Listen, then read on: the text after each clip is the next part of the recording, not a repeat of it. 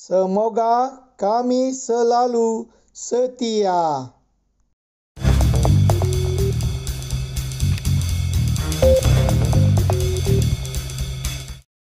Halo, Tuhan bersamamu. Selamat jumpa kembali dengan Cuap-Cuap Kawam Katolik Awam. Apa kabar Bapak dan Ibu, kakak dan adik, saudara-saudara, teman-teman dan rekan-rekan semua? Semoga baik adanya, sehat dan bahagia.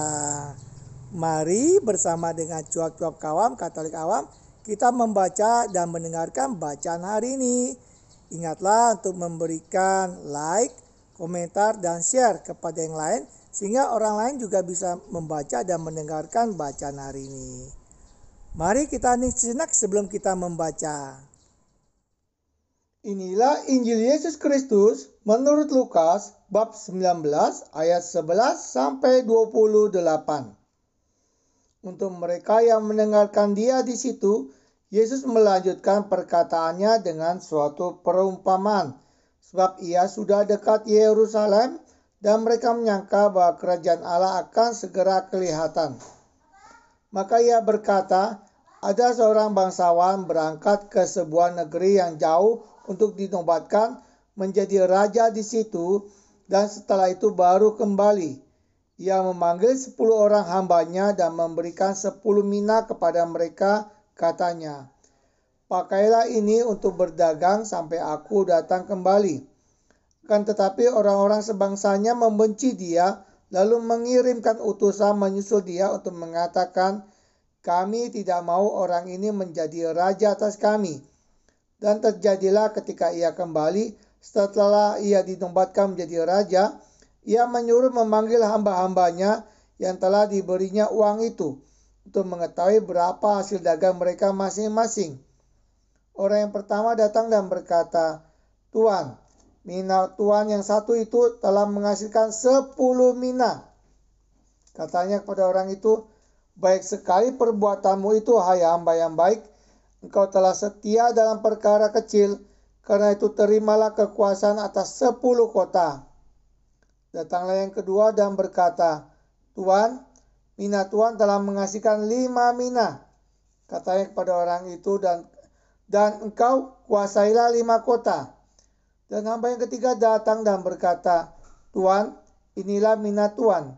Aku telah menyimpannya dalam sapu tangan, sebab aku takut akan Tuan, karena Tuan adalah manusia yang keras.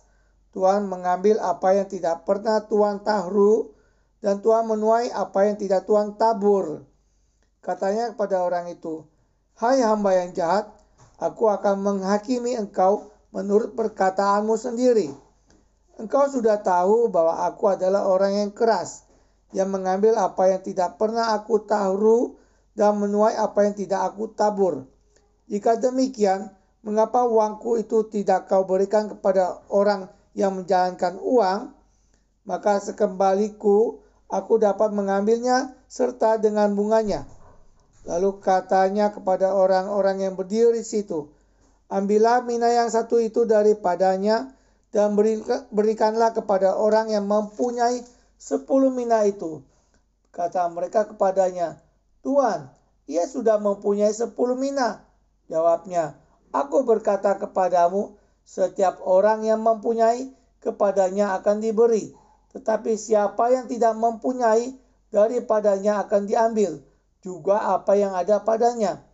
Akan tetapi semua seteruku ini yang tidak suka aku menjadi rajanya, bawalah mereka kemari dan bunuhlah mereka di depan mataku. Dan setelah mengatakan semuanya itu, Yesus mendahului mereka dan meneruskan perjalanannya ke Yerusalem. Demikianlah sabda Tuhan, terpujilah Kristus.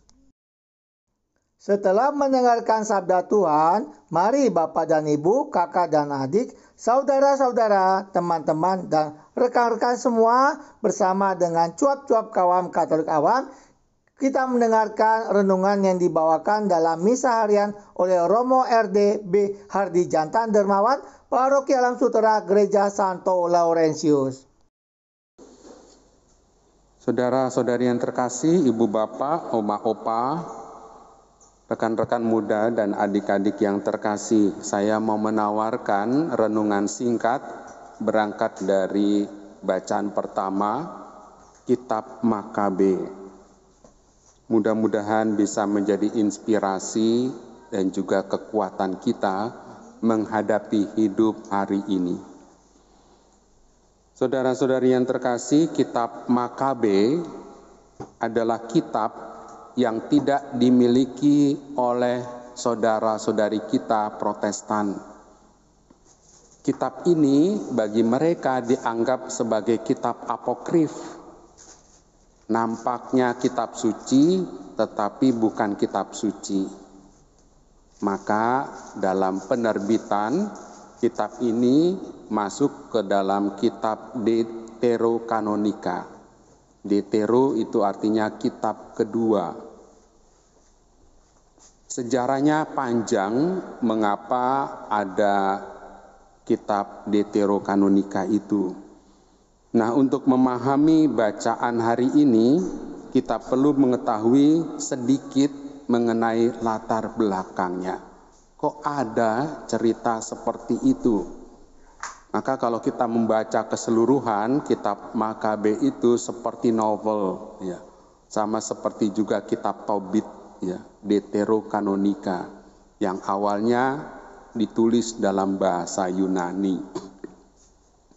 Saudara-saudari yang terkasih, sejak Alexander Agung menguasai hampir seluruh dunia, kita tahu Alexander Agung juga ada filmnya itu, termasuk juga menguasai dunia Palestina. Budaya Yunani, Helenisme, itu meresap juga dalam kehidupan harian, kehidupan keagamaan orang-orang Yahudi. Khususnya itu adalah golongan atas, para bangsawan, termasuk juga rohaniwan, awam yang berada di kalangan atas. Mereka tidak segan-segan untuk menggantikan budaya Yahudi dengan budaya Helenisme itu.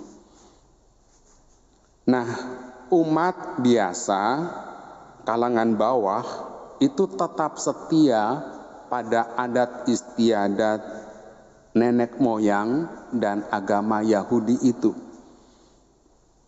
Kisah ibu dengan 7 anaknya yang kita dengarkan tadi, yang dipaksa untuk makan daging babi, padahal enak ya sekarang ini, mereka berani menggantikan nyawa dengan tidak mau makan babi itu. Dan si ibu terus-menerus mengajarkan kepada anak-anak, termasuk juga si bungsu, yang terus digoda, makan babilah. Tetapi tidak, ya, karena ini melanggar adat istiadat nenek moyang. Keluarga ini mati, ya, karena memang tidak mau makan babi sesuai dengan tata aturan nenek moyang dan agama Musa itu. Kematian mereka, kesetiaan mereka terus-menerus menggema di setiap waktu. Ibu bapak, saudara-saudari yang terkasih, demikian kisahnya. Kemudian sekarang ini kita tidak lagi bicara soal haram dan halal.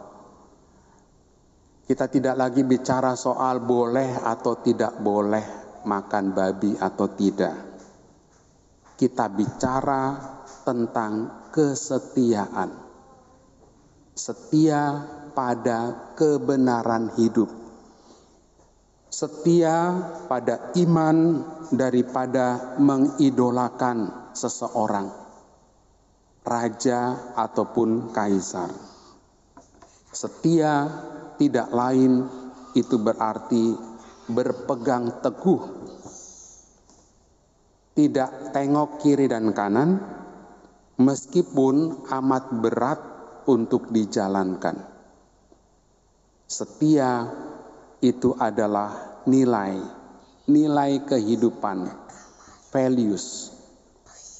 Sebagai nilai, pastinya hidup akan berkelimpahan bila mana nilai itu dilakoni. Kita juga boleh memohon pada hari ini, Tuhan, semoga kami selalu setia kepadamu, setia kepada pasangan hidup, setia pada gereja Katolik. Silakan merenungkan. Tuhan bersamamu. Terima kasih Bapak dan Ibu, kakak dan adik, saudara-saudara, teman-teman dan rekan-rekan semua yang telah ikut membaca dan mendengarkan bacaan hari ini. Ingatlah untuk memberikan like, komentar, dan share kepada yang lain sehingga mereka dapat membaca dan mendengarkan juga serta mendapatkan berkat belas kasih dari Tuhan. Sampai jumpa kembali dengan cuap-cuap kawam, Katolik awam. Salam sehat, sejahtera, dan bahagia. Tuhan memberkati.